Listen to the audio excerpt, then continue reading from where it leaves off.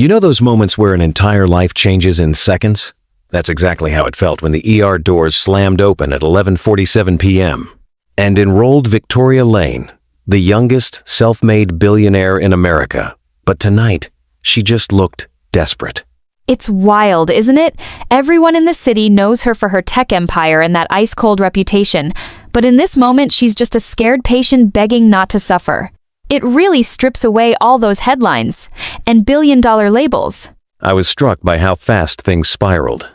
Victoria's blood pressure racing, vision fading. She could barely feel anything below her waist.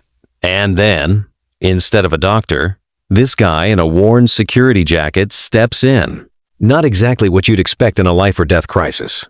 But that detail, the worn jacket, the man behind it, sets up everything, because while the medical staff scrambled, it was Marcus, the security guard, who actually took charge. And none of them knew just how tangled their stories already were. Funny how sometimes the person you least expect becomes the hero. Marcus Cole wasn't just a security guard that night, he was a guy with his own demons. He'd lost his wife in the same accident that put Victoria in a wheelchair. He had no clue he was helping the woman who survived when his wife didn't. That's what gets me. Marcus is carrying this silent grief, just doing his rounds, locking doors. He's counting steps out of habit from his military days, always prepared, but never expecting to face the woman tied to his own tragedy. It's kind of poetic. And did you notice how instinctively he moved? The moment the trauma call came in, he was already heading to the ER, like his body knew to react even before his mind did. Exactly, like muscle memory from his time in the field. Those drilled-in routines, knowing your exits, timing your steps, they suddenly become real again when every second counts. It's survival mode, but now in a hospital instead of a war zone. Switching gears a bit, let's talk about what was actually happening to Victoria. Autonomic dysreflexia. It's one of those emergencies you hope never to witness. Her blood pressure was sky high. Everything spiraling toward cardiac arrest. It's terrifying because it's so sudden. For someone with a spinal cord injury like hers, even something minor like a UTI can just set off this chain reaction. The nurses and EMTs were overwhelmed, fumbling with IVs, monitors blaring. The doctors were stuck elsewhere. Honestly, you could feel the chaos.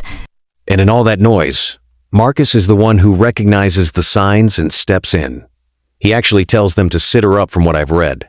That's the first critical move in treating autonomic dysreflexia. Elevate the head, drop the legs, get that blood pressure down. It's such a simple intervention, but in the panic of the moment, the professionals missed it. Marcus's calm probably saved her brain from stroking out.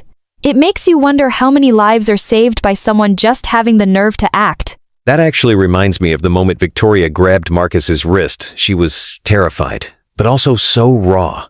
All her masks just dropped. She begged him to make it quick, to end the suffering. It's not what you'd expect from someone called the Ice Queen. Absolutely, and it's heartbreaking. You see this woman who's built walls around herself, convinced that control equals strength, but facing death, she's just vulnerable. She even says, "This is where it hurts," tapping her temple. It's all mental, the pain, the fear. And there's something about Marcus's response. He really sees her. Not as a CEO, not as a billionaire, but as someone scared and alone. He gives her his old jacket, sits with her, tells her straight, "You're not dying tonight." That kind of human connection can be more powerful than medicine. It's such a shift from their public images. In that hospital bay, all the money, all the headlines, none of it matters. It's two broken people finding some kind of hope in each other's presence, even for just a few minutes. I can't stop thinking about how fate threw these two together. Neither of them knows the full story, yet Marcus doesn't realize Victoria was the survivor from his wife's crash. There's so much unfinished business between them, even if it's unspoken. What's haunting here is that Marcus saves her life without knowing the pain she represents for him. It's almost as if the universe is forcing them to confront something bigger, grief, forgiveness, maybe even redemption. I wonder how things will play out if the truth comes out. Do you think there's a way for both of them to heal? Or is it just too much? I feel like their stories are intertwined for a reason, even though the odds are stacked against them. If anything, their encounter shows that sometimes the people we least expect can push us to survive, or maybe even to forgive. Maybe that's the start of something, if not friendship, then at least understanding. I'm dying to know what happens next.